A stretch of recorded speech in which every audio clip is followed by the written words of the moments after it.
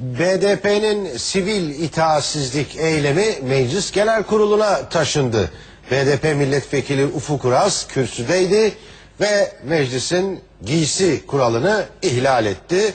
Ne tepkiler oldu, neler oldu Ercan Gürses aktaracak. Oğuz Aksever, Ufuk Uras ilginç bir eyleme imza attı bugün. Sivil itaatsizlik eylemini farklı bir boyuta taşıdı, sizin de söylediğiniz gibi. Kravatını çıkardı ve meclis kürsüsündeki mikrofona astı. Ardından da kürsüden indi. Tabii bunu yapmasında Avrupa Birliği'nin hiçbir ülkesinde meclislerde kıyafet zorunluluğu olmadığını öne sürmesiyle başladı bu söylemi. Hiçbir kıyafet yasağı amentü değildir. Dolayısıyla biz de istediğimiz kıyafetle girebilmeliyiz. Kravatı takmamamız gerekiyor. Ben de bunu protesto ediyorum. Kravatımı çıkartıyorum dedi. Kürsüye astı. Ardından yerine oturdu. Meclis Başkan Vekili Nevzat Pakdil kendisini uyardı ve bir görevli vasıtasıyla kravatını ona ulaştırdı. Kravatını takmasını istedi.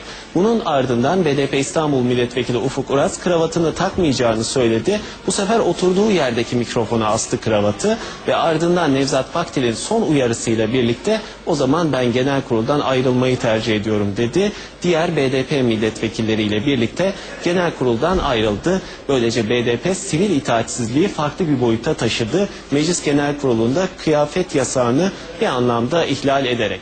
Şunu söyleyelim, bundan önce 1999 yılında Merve Kavakçı dönemin Fazilet Partisi milletvekili başörtüsüyle meclise girmiş ve o dönemde o dönemin başbakanı Bülent Ecevit'in eleştirisiyle karşılaşmıştı.